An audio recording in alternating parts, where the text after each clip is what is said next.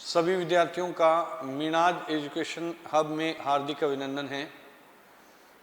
हमारा टॉपिक चल रहा है आधुनिक भारत में स्वतंत्रता आंदोलन, जिसमें हमने गांधी इरविन समझौते को देख लिया था, जहां पे सविनय अवज्ञा आंदोलन जो है वो हम कहें कि स्थगित कर दिया गया था। आगे हम पढ़ते हैं। मैंने कहा था कि गांधी जी ने गोलमेज सम्मेलन में भाग लेना स्वीकार कर दिया था।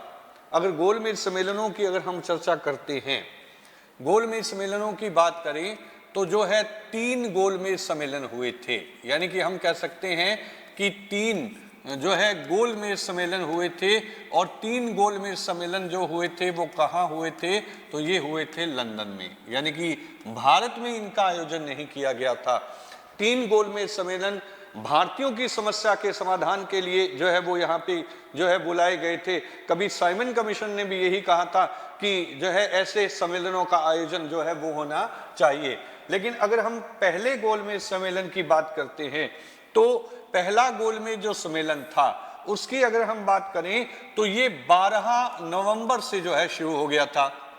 12 नवंबर 1930 से लेकर के और यह 13 जनवरी 1931 तक जो है वो आयोजित जो है वो किया गया था, जिसके बारे में मैंने आपको पहले ही बता दिया कि ये कहाँ हुआ था, लंदन में। लेकिन कौन से महल में हुआ था? तो उसी का नाम हमें मिलता है Saint James Palace. Saint James Palace जो है वो हमें कहाँ मिलता है? लंदन में जो है वो हम कहें कि इस सम्मेलन का जो है वो आयोजन जो है वो किया गया था। इस टाइम ब्रिटेन के जो सम्राट थे, उसी का नाम हमें मिलता है जॉर्ज पंचम। यानी कि पूछा जा सकता है हमसे कि जब सम्मेलन हो रहा था तब यहाँ पे कौन थे? हम कहें कि सम्राट तो वो जॉर्ज पंचम थे। इन्हीं के द्वारा इस गोलमेज सम्मेलन का उद्घाटन किया गया था। इसके द्वारा जो है वो हम कहें कि उद्घाटन किया गया था। लेकिन इस टाइम अगर हम बात करें कि प्रधानमंत्री कौन था यहाँ पे, इस टाइम हम कहें कि प्रधानमंत्री कौन था, तो प्रधानमंत्री का नाम हमें मिलता है मैकडोनाल्ड। मैक जो है वो हम कहें कि डोनाल्ड जो है वो हमें मिलते हैं, और मैकडोनाल्ड ने जो है इन सम्मेलनों की अध्यक्षता की थी। यानी कि जो अध्यक्ष थे यहाँ पे, उसकी अगर हम बात करते हैं तो वो मैकडोनाल्ड थे, जो यहाँ के प्रधानमंत्री जो है वो थे। और इस टाइम भारत में वायसराय कौन थे या गवर्नर कौन थे? भारत के जो गवर्नर हमें मिलते हैं उसका नाम हमें जो है वो इरविन जो है वो मिलता है। लेकिन ये सम्मेलन जो है वो पहले हो चुका था। गांधी इरविन समझौता जो है वो इससे बाद में हुआ था। गांधी इरविन समझौता जो है वो इससे बाद में हुआ था। यहाँ अगर हम बात करें कि इस सम्मेलन में टोटल 89 लोग शामिल हुए थे। टोटल जो है वो 89 लोग जो है वो इस सम्मेलन में हम कहें कि भाग जो है वो ले रहे थे। 13 ब्रिटिश लोग थे और 76 भारतीय थे। अगर इसमें पूछा जाए कि ब्रिटिश कितने थे तो हम कहेंगे कि ब्रिटिशों की संख्या हमें मिलती है 13, और भारतीयों की संख्या अगर हमसे पूछी जाए तो भारतीयों की संख्या जो है वो हमें यहाँ पे जो है वो क्षेत्र जो है वो मिलती है। हम कहें सिखों की तरफ से यहाँ पे गए थे, या हम कह सकते हैं कि सरदारों की तरफ से, सिखों की तरफ से जो है सरदार उज्जवल सिंह ने जो है यहाँ पे भाग लिया था। उज्जवल सिंह जो है वो यहाँ से जो है वो हम कहें कि उपस्थित हुए थे, जो सरदारों का यहाँ पे जो है वो प्रतिनिधित्व कर रहे थे, सिख समुदाय का जो है वो प्रतिनिधित्व कर रहे थे। भारतीय ईसाइयों की तरफ से केटी पॉल गए थे। केटी पॉल पूछा जा सकता है हमसे, केटी जो है वो पॉल जो है वो ईसाइयों की तरफ से यहाँ पे इस सम्मेलन में उपस्थित हुए थे। मोहम्मद अली जिन्ना जो है वो यहाँ पे उपस्थित थे। तेज बहादुर शपरू जैसे लोग जो है वो यहाँ पे मिलते हैं। लेकिन थोड़ी सी बात याद होनी चाहिए हमें, हमसे पूछा जाए कि यहाँ पे कौन थे सम्राट, तो वो जॉर्ज पंचम थे। प्रधानमंत्री जो है वो यहाँ पे हमें जो है वो मैकडोनाल्ड मिलता है। लेकिन अभी हम, जब मैंने कहा कि समझौता हो गया था गांधी और इरविन के बीच में, और इसके बाद में जो है कांग्रेस ने भाग लेना जो है वो हम कहें कि स्वीकार कर दिया था। इस समझौते की पुष्टि कांग्रेस के जो है हम कहें कि सम्मेलन में की गई थी, या कांग्रेस का सम्मेलन हो रहा था कराची अधिवेशन, उसमें जो है ये बात जो है वो हमें जो है दिखाई देती है। लेकिन अभी हम बात करें कि जो द्वितीय गोलमेज सम्मेलन हुआ था, द्वितीय जो गोलमेज सम्मेलन हुआ था, ये भी वहीं लंदन में उसी पैलेस में, वही प्रधानमंत्री, सब कुछ वही रहेगा। इसकी अगर हम बात करते हैं तो ये सम्मेलन जो है 7 सितंबर से शुरू हुआ था। 7 सितंबर 1931 से लेकर के अगर हम कहें तो ये 1 दिसंबर 1931 तक जो है वो चला था। महत्वपूर्ण यही है, यहीं से हमसे पूछा जा सकता है कि द्वितीय गोलमेज सम्मेलन कब हुआ था। बाकी वही लंदन में था, लेकिन हमसे पूछा जाए कि कांग्रेस की तरफ से इसमें कौन शामिल हुआ था, तो कांग्रेस की तरफ से हम कहें कि इसमें शामिल होने के लिए कौन गए थे, तो यहाँ कांग्रेस की तरफ से इस सम्मेलन में भाग किसने लिया था, तो यहाँ पे गांधी जी गए थे। एक जहाज मिलता है पानी का, राजपुताना जो है वो हम कहें कि पानी का जहाज था। इसी जहाज में बैठ करके और गांधी जी दूसरे गोलमेज सम्मेलन में भाग लेने के लिए पहुंचे थे। भारतीय नारी की तरफ से, या जो भारतीय महिलाएं थी, भारतीय महिलाओं की तरफ से हम कहें कि यहाँ पे कौन गई थी, तो यहाँ पे गई थी सरोजनी नायडू। सरोजनी जो है वो हम कहें नायडू जो है वो यहाँ पे जो है वो गई थी। गवर्नर जनरल की जो परिषद थी, गवर्नर जो है जनरल की जो परिषद थी, इधर से कौन गया था, तो इधर से जो गया था उसी का नाम हमें मिलता है मदन मोहन मालवीय। मदन मोहन जो है वो हम कहें कि मालवीय जो है वो यहाँ पे जो है वो उपस्थित हुए थे। मदन मोहन मालवीय यहाँ पे जो है वो उपस्थित जो है वो किए गए थे। सरोजिनी नायडू को भी वैसे हम कहें कि इस सम्मेलन में जो है गवर्नर जनरल की विशेष परिषद की तरफ से जो है वो यहाँ पे जो है वो बुलाया गया था। फिर बहुत सारे लोग यहाँ पे जो है वो उपस्थित हुए थे। घनश्याम बिड़ला जी जो है वो यहाँ से गए थे। 111 बंदे यहाँ पे उपस्थित हुए थे टोटल, वहाँ 89 थे। तो यहाँ कितने लोग थे, तो हम कहें कि यहाँ पे जो लोग थे वो कितने थे, तो वो हमें जो है 111 लोग मिलते हैं। इंपॉर्टेंट है कि द्वितीय गोलमेज सम्मेलन में कितने लोग शामिल थे, 111। बाकी सारी बातें वैसी ही हैं। प्रधानमंत्री मैकडोनाल्ड ही रहेंगे, अध्यक्ष वही रहेंगे, और यहाँ पे जॉर्ज पंचम जो है वो यहाँ के सम्राट रहेंगे।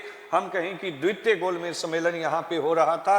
गांधी जी जब यहाँ से पैलेस की सीढ़ियाँ चढ़ रहे थे तो एक बंदा था जिसका नाम था फ्रैंक मॉरिस। फ्रैंक मॉरिस जो है वो हमें मिलते हैं, जिन्होंने गांधी को अदनंगा फकीर कहा था। अदनंगा जो है वो हम कहें कि फकीर की जो है वो संज्ञा दी गई थी, और अदनंगा फकीर जो है वो किसको कहा गया था, तो हम कहें फ्रैंक मॉरिस के द्वारा जो है वो यहाँ पे जो है वो कहा गया था। फिर यहाँ जो है भारत के सचिव थे सैमुअल हॉल, सैमुअल, और ये अगर हम कहें कि उस टाइम क्या थे, तो भारत के सचिव थे। इन्होंने ही सम्राट के साथ में गांधी का परिचय करवाया था। सम्राट के साथ में गांधी का जो परिचय करवाया गया था वो किसने करवाया था, तो वो भारत के सचिव जो है सैमुअल हॉल के द्वारा जो है वो हम कहें कि परिचय जो है वो करवाया गया था। फिर गांधी जी जब यहाँ सम्राट से मिले थे तो जॉर्ज पंचम ने कहा था कि जब मेरे पुत्र भारत में गए थे 1921 में, तो आपने उसका विरोध क्यों किया था। तो गांधी जी ने कहा था कि मैंने उनका विरोध आपके पुत्र होने के नाते नहीं किया था, बल्कि वो ब्रिटिश सरकार के प्रतिनिधि थे, इसलिए मैंने उनका जो है वो हम कहें कि विरोध किया था। यहीं पे जब गांधी जी सम्राट के समकक्ष बैठे थे, उसी टाइम हम कहें कि एक व्यक्ति हमें मिलता है जिसका नाम था चर्चिल, और चर्चिल ने गांधी को कहा था देशद्रोही फकीर। ये दो बातें अलग अलग हो जाती हैं कि गांधी को देशद्रोही फकीर किसने कहा था, तो हम कहेंगे कि चर्चिल के द्वारा जो है वो हम कहेंगे कहा गया था देशद्रोही फकीर, जबकि अदनंगा फकीर जो है वो किसके द्वारा कहा गया था, तो ये फ्रैंक मॉरिस के द्वारा जो है वो हम कहें कि कहा गया था कि इनको अदनंगा फकीर जो है वो यहाँ पे बोला गया था। फिर द्वितीय गोलमेज सम्मेलन जब हो रहा था यहाँ पे भारत के वाइसराय बदल गए थे, यानी कि यहाँ पे भारत के जो वाइसराय थे, या हम गवर्नर जनरल कह सकते हैं कि यहाँ पे जो गवर्नर जनरल थे उसका नाम जो है वो क्या मिलता है, तो उसका नाम विलिंगटन मिलता है, विलिंगटन जो है वो मिलता है। जबकि पहले वाले में हम कहें कि यहाँ पे गवर्नर जनरल कौन थे, तो उनका नाम था इरविन।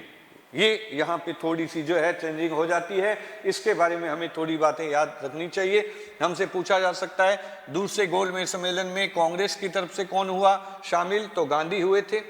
भारतीय महिलाओं की तरफ से कौन गई थी, सरोजिनी नायडू गई थी। फिर हमसे पूछा जाए गवर्नर जनरल की तरफ से कौन गया था, तो मदन मोहन मालवीय। वैसे सरोजिनी नायडू को भी यहाँ आमंत्रित किया गया था, ये यहाँ पे गए थे।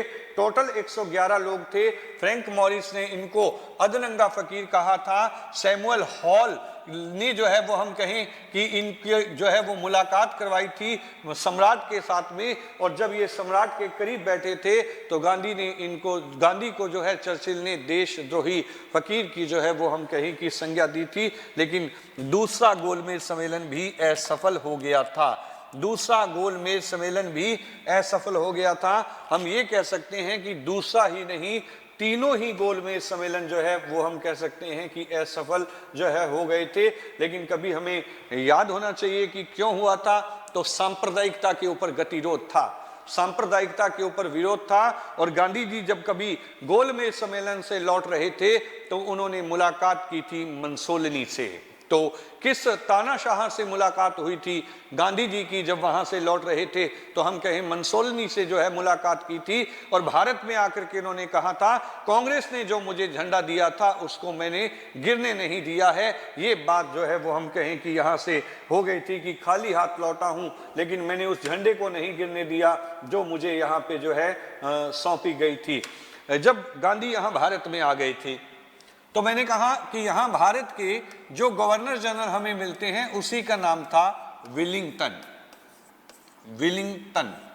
और विलिंगटन गांधी जी को बिल्कुल भी पसंद नहीं करते थे, और गांधी जी कभी इनसे मुलाकात करना चाहते थे, मिलना चाहते थे कभी गांधी जी कि हम मिलना चाहते हैं विलिंगटन से, जो है ऐसा जो है वो गांधी जी ने कहा था। लेकिन विलिंगटन ने जो है मिलने से मना कर दिया था, और उन्होंने कहा था कि ये दुनिया बहुत खूबसूरत होती अगर गांधी इस दुनिया में नहीं होता।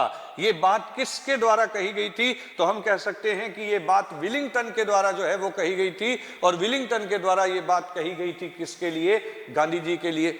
गांधी जी ने यहाँ भारत में पुनः सविनय अवज्ञा आंदोलन जो है शुरू कर दिया था। सविनय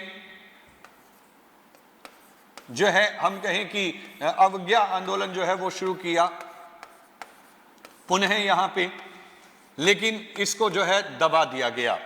इसको हम कहें कि दबा दिया गया था। गांधी जी को यरवदा जेल में रखा गया।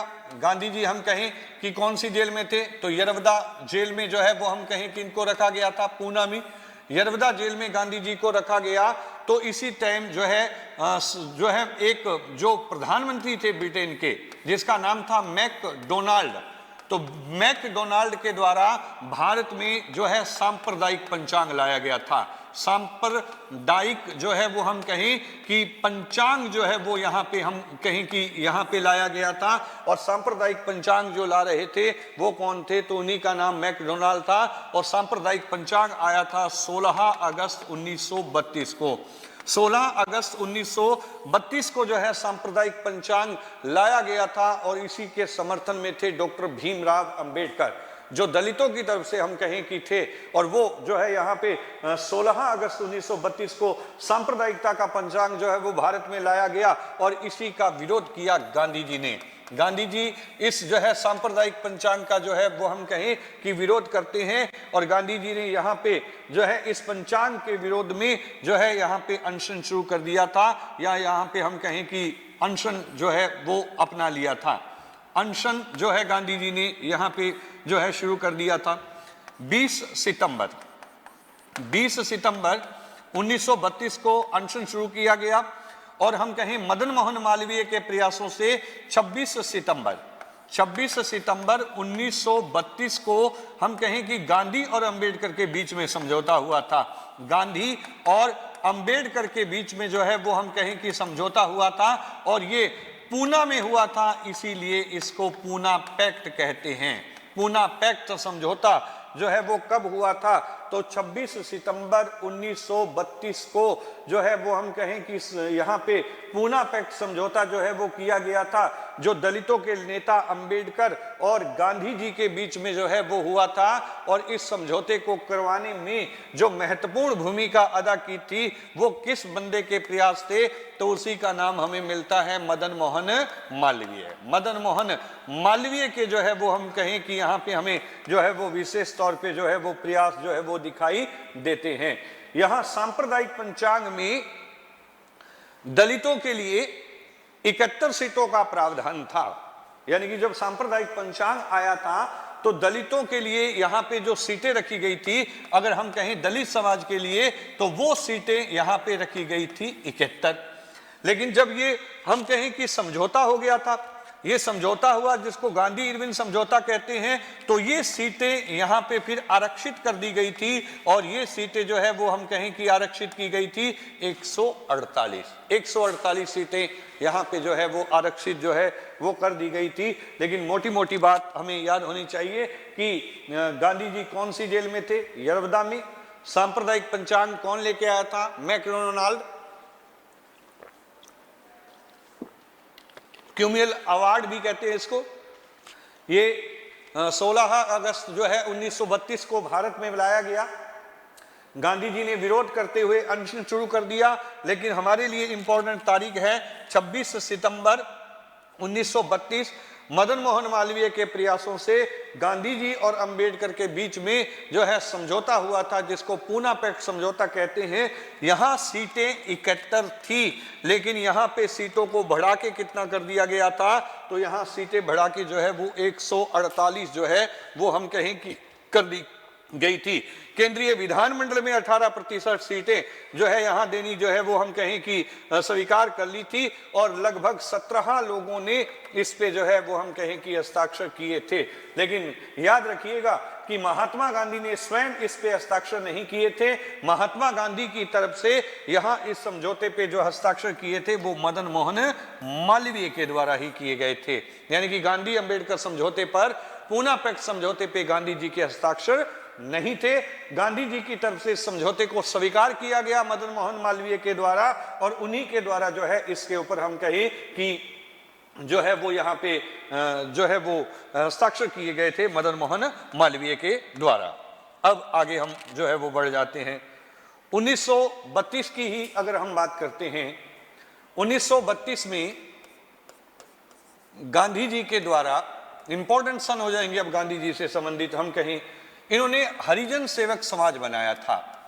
हरिजन सेवक संघ कह सकते हैं, इसकी जो है वो हम कहें कि संस्थापना की गई थी। हरिजन सेवक संघ की यहाँ पे हम कहें कि संस्थापना जो है वो कर दी गई थी। और घनश्याम दास बिड़ला, एक बंदा है घनश्याम दास बिड़ला, याद रखिएगा, ये यहाँ पे इसके जो है वो पहले अध्यक्ष बनाए गए थे। घनश्याम दास बिड़ला जो है वो 1932 में हरिजन सेवक संघ के जो है वो पहले अध्यक्ष जो है वो बनाए गए थे। जबकि अमृतलाल ठक्कर, यानी कि दूसरा बंदा हमें याद होना चाहिए, अमृतलाल जो ठक्कर यहाँ पे हमें मिलता है, ये यहाँ पे जो है वो सचिव बना दिए गए थे। ये यहाँ पे हम कहें कि जो है वो सचिव जो है वो यहाँ पे बना दिए गए थे, और ये नाम हमें जो है वो मिलता है। और गांधी जी ने 1933 में जो दलित समाज था, जिसको छुआछूत की दृष्टि से देखा जाता था, इन दलितों को एक नाम दे दिया था, और वो नाम इनको दिया गया था हरिजन। तो कभी हमसे पूछा जाए कि दलित समुदाय को, या जो हम भारत में जिनको नीची दृष्टि से देखा जाता था, उनको हरिजन जो नाम दिया गया था वो किसके द्वारा प्रदान किया गया था? तो हरिजन नाम जो है वो प्रदान किया गया था। और ये प्रदान किया गया था किसके द्वारा? गांधी जी के द्वारा जो है वो यहाँ पे हमें मिलता है। गांधी जी ने अस्पृश्यता को समाप्त करने के लिए भी जो है 33 में जो है यहाँ पे उपवास रखा था। गांधी जी ने हरिजन यात्रा जो है वो यहाँ 34 में जो है वो निकाली थी। छोटी छोटी बातें हमें जो है वो याद जो है वो होनी चाहिए, बाकी हमें इसके बारे में ज्यादा जो है वो बातें नहीं पता होनी चाहिए। इसके बाद 1935 का अधिनियम जो है वो आ गया था भारत के अंदर। 1935 का अधिनियम जो है वो भारत में आ गया था। वैसे तो संविधान की चर्चा है ये, लेकिन हम थोड़ा सा बात कर लेते हैं इस पे। भारत सरकार के द्वारा, इसी को कहा जाता है भारत सरकार अधिनियम 1935। भारत सरकार अधिनियम 1935 अगर हम कहें कि ये जो है वो आ गया था भारत के अंदर, इसकी शुरुआत जो है वो साइमन कमीशन के साथ ही हो गई थी।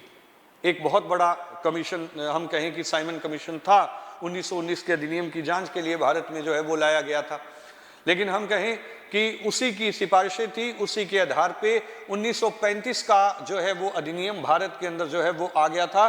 भारतीय संविधान के अंदर सबसे ज्यादा जो हिस्सा आज हमें दिखाई देता है वो 1935 के अधिनियम का ही जो है वो हम कहें कि दिखाई जो है वो हमें यहाँ पे देता है।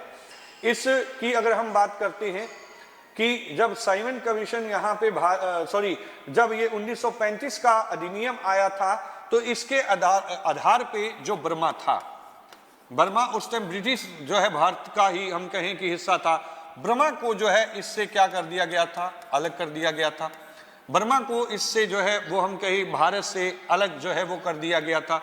1935 के अधिनियम के आधार पे ही भारत में जो है रिजर्व बैंक खोला गया था। रिजर्व बैंक की जो है वो हम कहें कि संस्थापना भारत में जो है 1935 के आधार पे जो है वो यहाँ पे जो है वो की गई थी।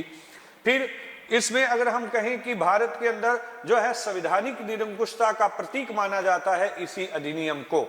इस अधिनियम में और क्या था, जो प्रांतों में द्वैध शासन था, 1919 के अधिनियम को जब हम देखते हैं तो इसमें जो हमें द्वैध शासन दिखता है, ये द्वैध, अगर हम शासन की बात करते हैं तो ये द्वैध शासन हमें प्रांतों में दिखता था।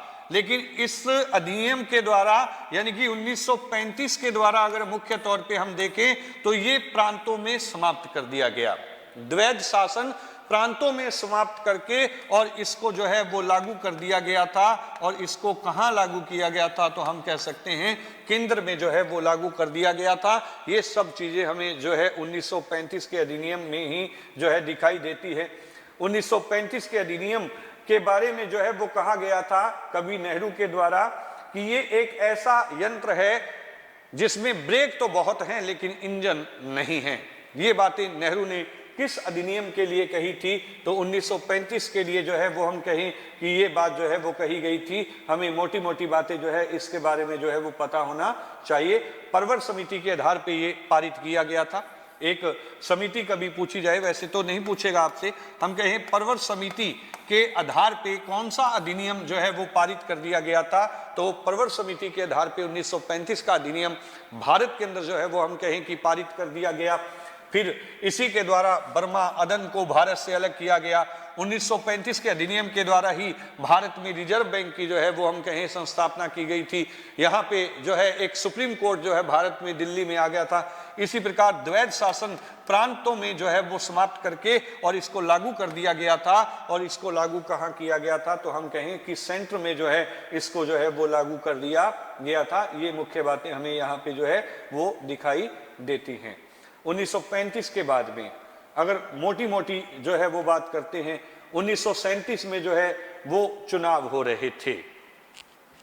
1900 जब मैंने कांग्रेस आपको पढ़ाई थी तब वहां पे मैंने 1937 का कोई अधिवेशन नहीं पढ़ाया था, क्योंकि जो है 36 में 2 हो गए थे, 37 में नहीं हुआ था। 38-39 का हम पढ़ के आए थे।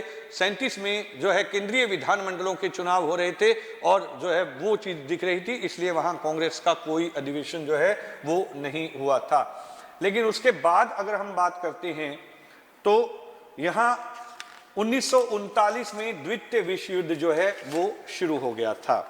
1939 में जो है द्वितीय विश्व युद्ध जो है वो हमें यहाँ पे जो है शुरू मिलता है। कभी पूछ भी लिया जाए कि द्वितीय विश्व युद्ध कब शुरू हुआ था, तो द्वितीय विश्व युद्ध जो है वो 1939 से लेकर 1945 तक लड़ा गया था। वैसा ही खेमे थे, मतलब दो दल बन चुके थे, एक मित्र राष्ट्र थे और एक यहाँ पे जो है वो धुरी राष्ट्र थे। लेकिन भारत की कांग्रेस से बिना पूछे ही, भारतीय कांग्रेस से बिना पूछे ही या बिना इनकी अनुमति के ही जो है भारत को विश्व युद्ध में शामिल कर लिया गया था। भारत को जो है वो हम कहें कि युद्ध में क्या कर लिया गया था, जो है शामिल कर लिया गया था। इसलिए जो है कांग्रेस ने यहाँ पे त्याग पत्र दे दिए थे। त्याग पत्र जो है वो हम कहें कि कांग्रेस ने जो है अपने पद से जो है त्याग पत्र 1939 में जो है वो दे दिए थे और 15 नवंबर 1939 को जो है कांग्रेस ने अपने पदों को जो है वो छोड़ दिया था। ये चीज जो है वो हमें यहाँ पे जो है वो दिखाई देती है। जब कांग्रेस ने यहाँ पे अपने पदों से त्याग पत्र दिया तो हमें जो है एक तारीख जो है वो बहुत अच्छे से याद होनी चाहिए और वो तारीख हमें मिलती है 22 दिसंबर 1939। ठीक है, इसी को मुस्लिम लीग के द्वारा, मुस्लिम जो लीग हमें मिलती है इसके द्वारा और जो अंबेडकर थे इसके द्वारा जो है मुक्ति दिवस के तौर पे जो है मनाया गया था। भारत के अंदर मुस्लिम लीग ने मुक्ति दिवस किस दिन को मनाया था, तो वो हमें मिलती है तारीख 22 दिसंबर 1939। कारण क्या था कि द्वितीय विश्व युद्ध चल रहा था, कांग्रेस जो है वो विधानमंडलों में काफी पदों के ऊपर थी और कांग्रेस से पूछा ही नहीं और बिना पूछे ही भारत को जो है द्वितीय विश्व युद्ध में धकेल दिया कांग्रेस ने। कांग्रेस से बिना पूछे हुए, इस बात से कांग्रेस जो है वो नाराज जो है वो हो गई थी और उन्होंने जो है वो हम कहें कि यहाँ 15 नवंबर को अपने त्यागपत्र दिए थे। 15 नवंबर 1939 को जो है वो हम कहें कि त्यागपत्र दे दिए थे, लेकिन 22 दिसंबर 1939 मुस्लिम लीग और अंबेडकर जो दलित समाज के नेता थे, इन्होंने भारत में इस दिन को किस तौर पे मनाया था कि मुक्ति दिवस के तौर पे जो है वो हम कहें कि यहाँ पे जो है वो मनाया था। जिस टाइम यहाँ जब ये सब वाकयात चल रहे थे, इस वक्त भारत में जो गवर्नर जनरल थे, यहाँ पे हम कहें कि जो वायसराय थे, वायसराय जो हमें यहाँ पे मिलते हैं, उनका नाम हमें मिलता है लिन लिथगो। ये पूछा जा सकता है हमसे कि जब द्वितीय विश्व युद्ध चल रहा था तब यहाँ पे वायसराय कौन थे, तो लिन लिथगो जो है वो मिलते हैं। ये एक प्रस्ताव लेके आए थे और इसी को कहा जाता है अगस्त प्रस्ताव। ठीक है, तो कभी पूछा जाए कि अगस्त प्रस्ताव जो है वो किसके द्वारा जो है वो लाया गया था, तो हम कहें कि अगस्त प्रस्ताव जो है वो 1940 में लाया गया था। तारीख पूछ ली जाए तो 8 अगस्त 1940 में एक प्रस्ताव आया था अगस्त महीने में, इसीलिए इसको अगस्त प्रस्ताव कहते हैं। और ये कौन लेके आए थे, तो ये लेके आए थे लिन लिथगो। इसने अपने प्रस्ताव में ये कहा था कि जो भारत है इसको युद्ध के बाद डोमिनियन स्टेट का दर्जा दिया जाएगा। डोमिनियन स्टेट का जो है वो दर्जा जो है वो दे दिया जाएगा। इसको जो है वो हम कहें कि कांग्रेस ने जो है वो स्वीकार नहीं किया था, क्योंकि कांग्रेस तो पूर्ण स्वराज की जो है वो मांग कर रही थी। फिर इसके बाद में ये दूसरे नंबर पे इन्होंने कहा कि संविधान बनाने के लिए एक संविधान सभा की बात रखी थी इन्होंने कि एक संविधान सभा का जो है वो गठन हम करेंगे, लेकिन वो युद्ध के बाद जो है वो किया जाएगा। फिर तीसरी बात इन्होंने यहां रखी थी कि जो वायसराय की परिषद है, जो वायसराय की जो यहाँ पे परिषद है, इस परिषद के अंदर हम जो है भारतीयों की संख्या बढ़ा देंगे, यानी कि यहाँ पे जो है भारतीयों की संख्या जो है वो बढ़ा दी जाएगी। ये बात कही गई थी। अल्पसंख्यकों के लिए जो है पूर्ण जो है सुरक्षा का जो है आश्वासन दिया गया था और भारतीयों को इस आधार पे जो है सहयोग करना चाहिए, ये बात जो है वो यहाँ पे हम कहें कि रखी गई थी, लेकिन कांग्रेस ने इसको स्वीकार नहीं किया था। और इसी अगस्त प्रस्ताव को कभी जवाहरलाल नेहरू ने कहा था कि ये दरवाजे पे जंग लगी हुई कुंडी के समान है। यानी कि ये प्रस्ताव कैसा है, तो हम कहें कि जो दरवाजा है उस पर जैसे एक जंग लगी हुई कुंडी होती है, उसी के समान जो है वो कहा गया था जवाहरलाल नेहरू के द्वारा। और ये किसके लिए कहा गया था, तो ये अगस्त प्रस्ताव के लिए जो है सारी बातें उठ करके जो है वो यहाँ पे हम कहें कि यहाँ आई थी। ये सब बातें हमें यहाँ पे दिखाई देती हैं। समय 1940 का चल रहा था।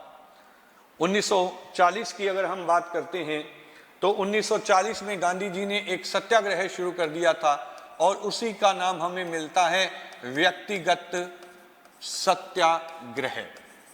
व्यक्तिगत सत्याग्रह 1940 सीधा सीधा जो है वो हमें याद जो है वो यहाँ पे होना चाहिए। जब अगस्त प्रस्ताव को अस्वीकार कर दिया गया तो गांधी जी के नेतृत्व में एक आंदोलन चलाने की बात कही गई और जिसको जो है व्यक्तिगत सत्याग्रह के नाम से जो है वो हम कहें कि यहाँ पे जानते हैं।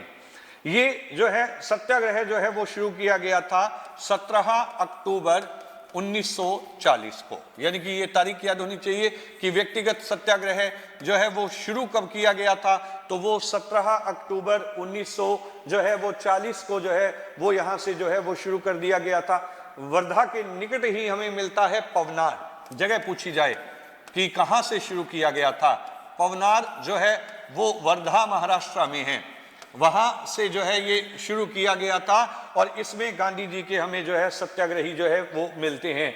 गांधी जी के 3-4 सत्याग्रही प्रमुख तौर पे थे, लेकिन हमें जो है विशेष तौर पे जो है याद होना चाहिए। इसमें हमें एक तो सत्याग्रही मिलते हैं पंडित जवाहरलाल नेहरू, जवाहरलाल नेहरू, ठीक है, इनका नाम हमें जो है वो याद होना चाहिए। जवाहरलाल नेहरू के साथ में अगर हम कहें कि दूसरे जो सत्याग्रही थे वो कौन थे, तो विनोबा भावे जो है वो मिलते हैं। विनोबा भावे ये हमें मिलते हैं। तीसरे नंबर पे हम कह सकते हैं ब्रह्मदत्त, ब्रह्मदत्त जो है वो मिलते हैं। चौथे नंबर पे अगर हम बात करते हैं तो मौलाना आजाद जो है वो हमें यहाँ पे जो है वो मिलते हैं। ये हमें जो है मिलते हैं मौलाना आजाद, ठीक है। इस प्रकार और भी थे, लेकिन वो हमसे पूछे कि गांधी जी का पहला सत्याग्रही कौन था, गांधी जी का पहला सत्याग्रही कौन था, तो फिर इन सब में हम कहें कि वो पहला कौन था, तो उसी का नाम क्या था, विनोबा भावे था। व्यक्तिगत सत्याग्रह में गांधी जी का पहला सत्याग्रही विनोबा भावे था। लेकिन जवाहरलाल नेहरू की बात करें तो ये एक ऐसा सत्याग्रही था जिसको सजा मिली थी, लगभग 4 माह की जो है वो सजा दी गई थी। और सजा जिस सत्याग्रही को जो है वो प्रदान की गई थी वो कौन थे, तो उसकी अगर हम बात करते हैं तो वो हमें यहाँ पे एकमात्र सत्याग्रही दिखते हैं जिसका नाम हमें पंडित जवाहरलाल नेहरू जो है वो यहाँ पे जो है वो मिलता है। इसी जो है इस आंदोलन को दिल्ली चलो आंदोलन भी कहा जाता है। यानी कि इसको कौन सा आंदोलन कहते हैं, तो दिल्ली चलो जो है वो आंदोलन जो है वो कहा जाता है। और दिल्ली चलो आंदोलन जो है किस सत्याग्रह को कहते हैं, तो हम कहें व्यक्तिगत सत्याग्रह को कहते हैं। और इसकी अनुमति जो दी गई थी, इसकी अनुमति जो दी गई थी वो अधिवेशन कांग्रेस का हुआ था रामगढ़ में, और रामगढ़ जो है वो बिहार का क्षेत्र था। रामगढ़ में जो है इसकी अध्यक्षता जो कर रहे थे वो मौलाना आजाद कर रहे थे। मौलाना आजाद के द्वारा जो है इसकी हम कहें कि जो है अनुमति जो है वो प्रदान कर दी गई थी। ये जो है वो हमें जो है प्रमुख तौर पे जो है वो दिखाई देते हैं, ठीक है। जवाहरलाल नेहरू भी थे जिनको सजा दी गई, विनोबा भावे थे जो पहला सत्याग्रही था, ब्रह्मदत्त इनके तीसरे सत्याग्रही मान सकते हैं, मौलाना आजाद भी हम कहें कि इनके सत्याग्रही थे, और पटेल का नाम भी इसमें हम जो है वो शामिल कर सकते हैं कि पटेल भी जो है वो गांधी जी के सत्याग्रही थे। लेकिन वो हमसे इतना नहीं पूछेगा, वो हमसे पूछेगा गांधी जी का पहला सत्याग्रही कौन था, विनोबा भावे। आंदोलन कहाँ से शुरू हुआ था, पवनार से। कब शुरू हुआ था, तो हम कहें कि 17 अक्टूबर 1940 को कौन से कांग्रेस के अधिवेशन में अनुमति दी गई थी, तो वो हमें मिलता है रामगढ़ बिहार। मौलाना अबुल कलाम जो है उस टाइम इसके अध्यक्ष थे। और दिल्ली चलो आंदोलन किसको कहा जाता है, तो वो इसी को जो है वो कह सकते हैं कि यही दिल्ली चलो जो है वो आंदोलन हमें यहाँ पे जो है वो दिखाई देता है। फिर यहाँ पे इकबाल का प्रभाव जो है वो दिख रहा था मुस्लिम लीग के ऊपर। मुस्लिम लीग जो है वो पाकिस्तान की जो है वो मांग कर रही थी। मुस्लिम लीग के गठन की अगर हम बात करते हैं, मुस्लिम जो लीग बनी थी, मुस्लिम लीग जो बनी थी उसकी अगर हम बात करें, मुस्लिम लीग का गठन 1906 में ढाका में हुआ था। ठीक है, सलीमुल्लाह खां जैसे लोग जो है वो यहाँ पे हमें जो है मिलते हैं, ढाका के नवाब, उनकी देखरेख में जो है वो हम कहें कि यहाँ पे मुस्लिम लीग जो है वो बन गई थी। मुस्लिम लीग पाकिस्तान की मांग करती थी, लेकिन यहाँ हम कहें कि 1933 में एक व्यक्ति हमें मिलता है जिसका नाम था चौधरी रहमत अली। ठीक है, इस बंदे का नाम था चौधरी रहमत अली। चौधरी रहमत अली, और सन हमें जो है वो याद होना चाहिए, वो सन हमें याद होना चाहिए 1933, कैम्ब्रिज विश्वविद्यालय में पढ़ता था। ये कैम्ब्रिज विश्वविद्यालय में पढ़ता था। इसी ने सबसे पहले जो है वो हम कहें कि पाकिस्तान शब्द दिया था। मुस्लिम लीग में पाकिस्तान शब्द जो दिया था वो रहमत अली के द्वारा दिया गया था। लेकिन अगर कभी हमसे पूछा जाए कि मुसलमानों के लिए जो मुस्लिम लोग थे, इन मुस्लिम लोगों के लिए अगर हम बात करें तो मुस्लिम लोगों के लिए अलग से एक राष्ट्र की मांग की गई थी, अलग से राष्ट्र की मांग की गई थी। या द्विराष्ट्र सिद्धांत सबसे पहले किसने दिया था? तो वो दिया था इकबाल ने। यानी कि द्विराष्ट्र सिद्धांत जो है सबसे पहले इकबाल के द्वारा दिया गया था, जिन्होंने लिखा था सारे जहां से अच्छा हिंदुस्तान हमारा।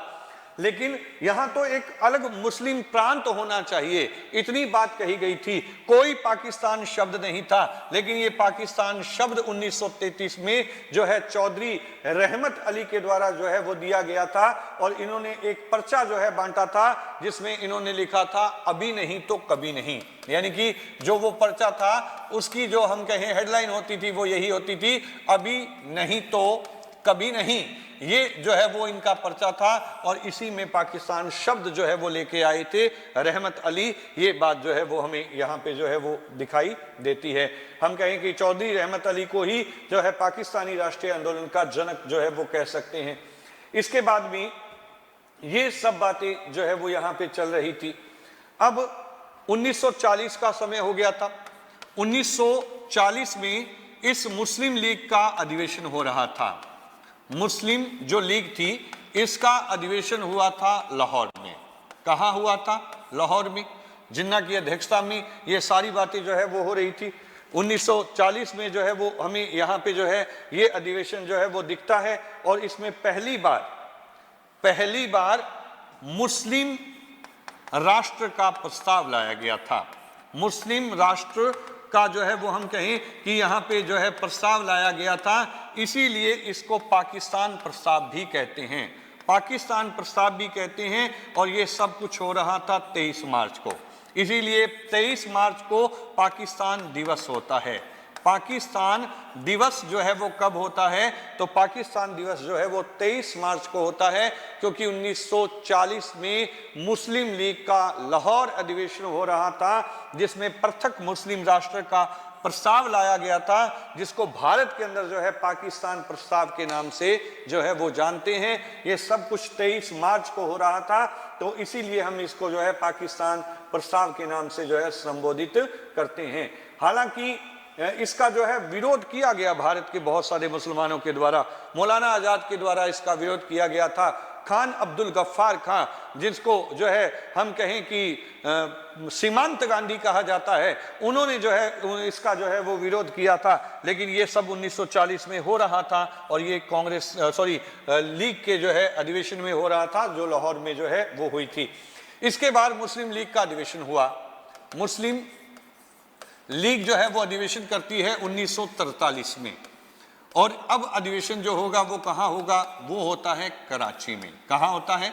कराची में जो है वो हम कहें कि मुस्लिम लीग का जो है वो अधिवेशन जो है वो हुआ था। ये भी जिन्ना की अध्यक्षता में हुआ था। जिन्ना की अध्यक्षता में जो है वो हम कहें कि यहाँ पे हुआ था। इसमें जो नारा दिया गया था वो था बांटो और, यानी कि जो मुसलमान थे यहाँ पे, या जो हम कहें मुस्लिम लीग के जो लोग थे, वो कहते थे बांटो और छोड़ो।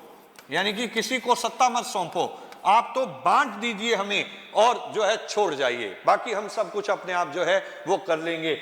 और इसी अधिवेशन के अंदर जो है वो हम कहें कि 23 मार्च 1900 जो है जो 40 का टाइम था या 1943 इस टाइम चल रहा था, इसको जो है यहाँ पे पाकिस्तान दिवस जो है वो यहाँ पे बनाया गया था। ये चीज़ें हमें जो है वो पता होनी चाहिए, इसलिए आज भी पाकिस्तान दिवस जो है वो मनाते हैं। पाकिस्तान दिवस जो है वो हमें दिखाई देता है, लेकिन जो है राजेंद्र प्रसाद ने पाकिस्तान का वास्तविक जन्मदाता इकबाल को न मानते हुए जो है मिंटो को माना था।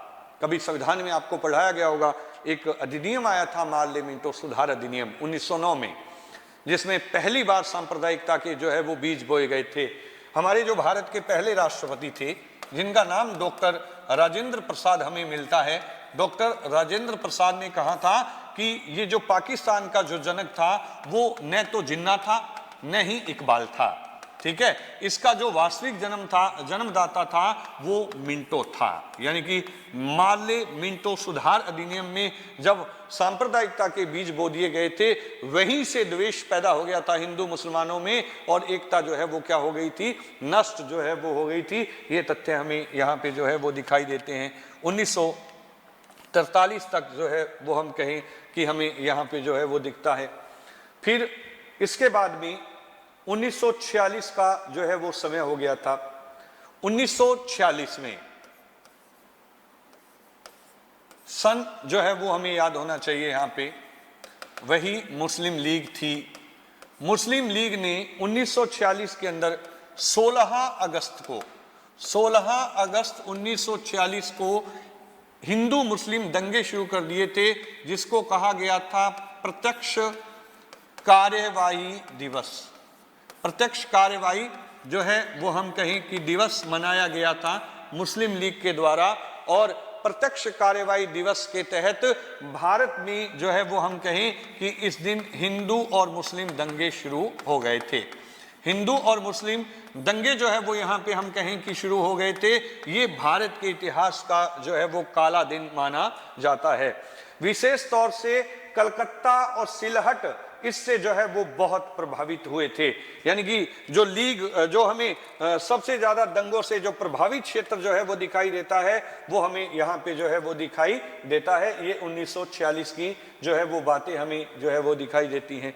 ये तो मुस्लिम लीग की बातें हमने एक तरफ जो है वो कर ली कि मुस्लिम लीग 1906 में बनी, तो फिर उसने क्या किया, 1933 इकबाल 1932 में द्विराष्ट्र सिद्धांत देता है, 33 में जो है रहमत अली पाकिस्तान शब्द लेके आता है, 40 में जो है लाहौर अधिवेशन हो गया था, वहां पे उन्होंने जो है पाकिस्तान प्रस्ताव रख दिया गया था।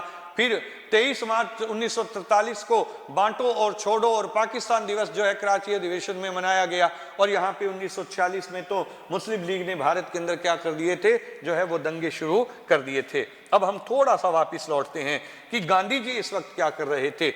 1940 के बाद में गांधी जी ने यहाँ पे क्या करना शुरू कर दिया था, तो थोड़ी सी अगर हम बात करते हैं तो 1942 में भारत के अंदर एक मिशन आया था जिसको कहते हैं क्रिप्स मिशन। नाम सुना होगा आपने कि भारत के अंदर जो है एक क्रिप्स जो है मिशन भारत के अंदर जो है वो आया था। क्रिप्स मिशन जो है वो भारत के अंदर लाया गया। स्टोफोर्ड क्रिप्स इसके अध्यक्ष थे। एक ही सदस्य जो है वो यहाँ पे था। ये 1942 में जो है वो भारत पहुंच गया था, और इसने कहा था कि युद्ध की समाप्ति के बाद एक संविधान सभा गठित कर दी जाएगी। ये बात यहाँ पे जो है वो क्रिप्स मिशन के द्वारा जो है वो हम कहें कि रख दी गई थी। लेकिन क्रिप्स मिशन के बारे में गांधी जी ने कहा था कि ये तो उत्तर तिथीय चेक है, उत्तर तिथीय चेक है, यानी कि जिसकी तारीख ही निकल गई है। ये तो वैसा चेक जो है वो यहाँ पे जो है वो गांधी जी के द्वारा जो है वो कहा गया। तो जवाहरलाल नेहरू ने कहा कि ये ऐसे बैंक का चेक है जो बैंक ही टूट गया है। यानी कि ये बात किसने कही थी, तो ये जवाहरलाल नेहरू ने किसके लिए कही थी, क्रिप्स मिशन के लिए। बाकी ये बातें आपको संविधान में बताई गई होंगी, हम तो थोड़ी सी चर्चा कर रहे हैं सन वाइज कि यहाँ पे जो है वो क्या हो रहा था। लेकिन 1942 के अंदर गांधी जी भारत के अंदर एक आंदोलन शुरू करते हैं, और उसी को कहा जाता है भारत छोड़ो आंदोलन। भारत छोड़ो आंदोलन की अगर हम बात कहें तो ये जो है 9 अगस्त 1942 को जो है वो हम कहें ग्वालियर टैंक मैदान से जो है वो शुरू कर दिया गया था, क्योंकि 14 जुलाई को एक मीटिंग हुई थी। 14 जुलाई 1942 कांग्रेस की कार्यकारिणी समिति की बैठक हुई थी। जो कांग्रेस की कार्यकारिणी थी इसकी जो है वो हम कहें वर्धा के अंदर जो है वो बैठक हुई थी, और इसी में इस आंदोलन का जो प्रस्ताव था इसको जो है वो क्या दे दी गई थी, मंजूरी दे दी गई थी, या मंजूरी जो है यहाँ पे हम कहें कि मिल गई थी। प्रस्ताव जो है वो पारित कर दिया गया था कि भारत में गांधी जी के नेतृत्व में जो है ये सब कुछ जो है वो किया जाएगा, और इसकी अध्यक्षता मौलाना आजाद ने ही की थी। यानी कि जो कार्यकारिणी समिति के यहाँ पे जो अध्यक्ष थे वो कौन थे, मौलाना आजाद ही थे, क्योंकि इस टाइम कांग्रेस के अध्यक्ष ही मौलाना आजाद थे। 40 से लेकर 46 तक लगभग जो है 45 तक जो है वो अध्यक्ष रहे थे।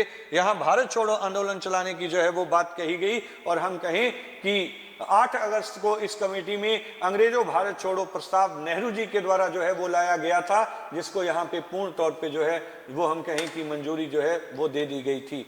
भारत छोड़ो का नारा यूसुफ मेहर अली के द्वारा दिया गया था।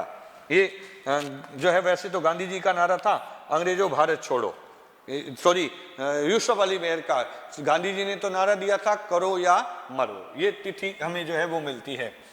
हम दो बातें जो है रखते हैं। भारत छोड़ो ये किसके द्वारा नारा दिया गया था, तो हमें जो यहां पे बंदा मिलता है उसी का नाम हमें मिलता है यूसुफ मेहर अली। लेकिन इसमें गांधी जी ने क्या नारा दिया था, तो गांधी जी ने नारा दिया था करो या मरो। या तो हम आजादी प्राप्त कर लेंगे, या हम आजादी प्राप्त करने के प्रयास में ही अपने प्राण जो है वो छोड़ देंगे। ये जो है वो बात हम कहें कि यहाँ पे जो है वो शुरू की गई थी। गांधी जी ने जब ये नारा दिया उसी दिन 9 अगस्त 1942 को भारत के अंदर भारत छोड़ो आंदोलन शुरू हो गया। भारत छोड़ो आंदोलन जो है वो हम कहें कि यहाँ पे क्या हो गया था, तो वो यहाँ पे शुरू हो गया था। भारत छोड़ो आंदोलन की तारीख हमसे सीधी सीधी जो है वो पूछी जा सकती है।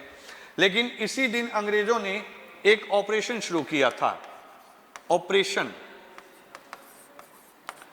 जीरो ओवर, सर्च ऑपरेशन, ठीक है। इसको शुरू किया गया और इसके द्वारा जो है वो गांधी जी क्या कर लिए गए, गिरफ्तार कर लिए गए। गांधी जी को किस ऑपरेशन के द्वारा जो है वो हम कहें कि गिरफ्तार कर लिया गया था, तो वो ऑपरेशन जो हमें मिलता है उसकी अगर हम बात करते हैं तो वो हमें जो है जीरो ओवर ऑपरेशन जो है वो मिलता है, जिसके द्वारा जो है गांधी जी को गिरफ्तार कर लिया गया और गांधी जी को यहाँ से गिरफ्तार करके जो है वो आगा खां पैलेस में रखा गया था। आगा खां जो है पैलेस था जिसको जेल का स्वरूप दिया गया था, और यहीं पे जो है वो हम कहें कि रखे गए थे गांधी जी। गांधी जी के साथ में उनके जो है मुख्य जो हम कहें सचिव थे महादेव देसाई भी जो है वो यहाँ पे हम कहें कि यहाँ दिखाई देते हैं। लेकिन जब गांधी जी जेल में थे तो इसी टाइम महादेव देसाई की भी मौत हो गई थी। महादेव देसाई की भी जो है वो हम कहें मौत हो गई थी, और 1944 में इनकी पत्नी जिसका नाम कस्तूरबा गांधी था उनकी भी जो है वो हम कहें कि क्या हो गई थी, मौत हो गई थी। ये तथ्य हमें मिलते हैं। फिर याद रखिए, भारत छोड़ो का नारा या ये बात किसने दी थी, यूसुफ मेहर अली ने। गांधी जी ने कौन सा नारा दिया था, तो हमें यहाँ पे जो है वो नारा मिलता है करो या मरो। फिर हम कहें 9 अगस्त 1942 को भारत छोड़ो आंदोलन ग्वालियर टैंक मैदान से जो है वो शुरू कर दिया गया गांधी जी के नारे के साथ ही। लेकिन अंग्रेजों ने यहाँ पे एक ऑपरेशन शुरू किया था, एक सर्च ऑपरेशन था जिसका नाम था जीरो ओवर सर्च ऑपरेशन, और इसी के तहत गांधी जी जो है वो गिरफ्तार कर लिए गए। गांधी जी यहाँ पे हम कहें कि गिरफ्तार कर लिए गए और इनको जो है आगा खां पैलेस के अंदर जो है वो रखा गया। जब ये आगा खां पैलेस में थे तो यहीं पे इनके निजी सचिव महादेव देसाई की जो है वो मौत हो गई थी, और फिर हम कहें कि जो है इनकी पत्नी कस्तूरबा की भी मौत हो गई थी। डॉक्टर राजेंद्र प्रसाद पटना की जेल में थे। जयप्रकाश नारायण जो है वो हजारीबाग जेल में थे, लेकिन वो जो है वो जेल छोड़ के यहाँ से जो है वो भाग गए थे। वो यहाँ से जेल छोड़ के जो है वो यहाँ से हम कहें कि जो है वो भाग गए थे। लेकिन 1945 में ब्रिटेन के अंदर चुनाव हुए। 1945 में ब्रिटेन में जो है वो हम कहें कि चुनाव हुए थे। यहाँ पे जब चुनाव हुए तो यहाँ ब्रिटेन के नए प्रधानमंत्री बन गए थे, और जो ब्रिटेन के नए प्रधानमंत्री बने थे उन्हीं की अगर हम बात करते हैं तो उन्हीं का नाम था एटली। एटली जो है वो यहाँ जो है वो नए प्रधानमंत्री ब्रिटेन के जो है वो बन गए थे। लेकिन जब ये प्रधानमंत्री बने तो इन्होंने भारत के अंदर जो है हम कहें कि आज़ादी देने की घोषणा कर दी थी, और भारत में 34वां गवर्नर जनरल भेज दिया था। 34वां जो है वो गवर्नर जनरल जो है वो बना करके यहाँ पे जो है भेज दिया था, और उसी का नाम था माउंट बेटन। माउंट बेटन जो है वो भारत के 34वें और अंतिम गवर्नर जनरल के तौर पे भारत में आए थे। और जब ये भारत में आए तो इन्होंने जो है भारत की परिस्थितियों का अध्ययन किया। भारत की परिस्थितियों का अध्ययन किया कि क्या भारत को आज़ादी मिलनी चाहिए या नहीं मिलनी चाहिए, या किस तरह से जो है वो आज़ादी देनी चाहिए। जब ये एक प्रस्ताव लेके आते हैं जिसको कहा जाता है 3 जून प्रस्ताव, यानी कि 3 जून जो है वो प्रस्ताव जो है वो यहाँ पे लेके आए थे, जिसको हम कहें कि माउंट बेटन प्रस्ताव भी जो है वो कहा जाता है। ये वही प्रस्ताव था जिसमें भारत के विभाजन की जो है वो बात कही गई थी। 3 जून को ये प्रस्ताव माउंट बेटन योजना जो है वो लाई गई थी, जिसको ब्रिटेन की संसद के अंदर रखा गया। ब्रिटेन की संसद में जो है वो हम कहें कि रख दिया गया था, और इसको जो है वो यहाँ 18 जुलाई में पारित कर दिया जाता है। 18 जुलाई 1947 में ब्रिटेन की संसद में इसको पारित किया जाता है, और ब्रिटेन की संसद में जब इसको पारित किया गया तो इसी में बात कर दी गई थी कि भारत के 2 टुकड़े जो है वो कर दिए जाएंगे। भारत के हम कहें कि 2 टुकड़े कर दिए जाएंगे। एक राष्ट्र होगा पाकिस्तान, एक पाकिस्तान होगा, लेकिन पाकिस्तान भी भारत के दोनों तरफ होगा। यानी कि एक था जिसको कहा जाता था पश्चिमी पाकिस्तान, और एक जिसको आज हम बांग्लादेश कहते हैं, इसी को उस टाइम में कहा जाता था पूर्वी पाकिस्तान। ये 2 टुकड़े यहाँ पे जो है वो भारत के जो है वो होने थे इस माउंट बेटन योजना के आधार पे, और ये जो है वो हो गया था। और इसी आधार पे 14 अगस्त 1947 को जो है वो हम कहें कि पाकिस्तान का निर्माण हो गया था। पाकिस्तान का निर्माण हो गया, और 15 अगस्त 1947 को भारत को जो है वो आज़ादी दे दी गई। भारत को आज़ादी मिल गई 15 अगस्त 1947 को। भारत के जो हम कहें कि पहले यहाँ पे जो है राष्ट्रपति बने थे डॉक्टर राजेंद्र प्रसाद, भारत की सत्ता सौंपी गई प्रधानमंत्री के तौर पे पंडित जवाहरलाल नेहरू को, गृह मंत्री बनाए गए सरदार वल्लभ भाई पटेल। जबकि पाकिस्तान में हम कहें कि वहाँ पे जो वहाँ के गवर्नर जनरल जो बनाए गए थे उसकी अगर हम बात करते हैं तो वो हमें मिलते हैं जिन्ना, और वहाँ पे जो प्रधानमंत्री बनाए गए थे उनका नाम हमें मिलता है लियाकत अली। ये तथ्य हमें जो है वो यहाँ पे दिखाई देते हैं। और 1947 तक जो है वो भारत जो है वो हमने पढ़ दिया है, जिसके आधार पे भारत को जो है आज़ादी प्राप्त हुई थी। ये आधुनिक भारत की जो है वो मुख्य बातें हमें जो है वो यहाँ पे जो है वो दिखाई देती हैं। इसके बाद अगर हम बात करें, हम मिडेवल से जो है वो शुरू हुए थे, हमने सल्तनत काल से जो है वो शुरू किया था। सल्तनत काल के बाद जो है वो मुगल पढ़ के आए, 1857 की क्रांति पढ़ी, उत्तरकालीन जो है वो राजा पढ़े थे, कांग्रेस का निर्माण पढ़ दिया, और उसके बाद में हम जो है वो पढ़ चुके हैं भारत की आज़ादी का दौर। अब हम जो है प्राचीन भारत की तरफ चलेंगे, और जो है हमारी नेक्स्ट क्लास का जो टॉपिक रहेगा वो रहेगा सिंधु घाटी सभ्यता, जिसकी चर्चा हम जो है नई क्लास में जो है वो करेंगे।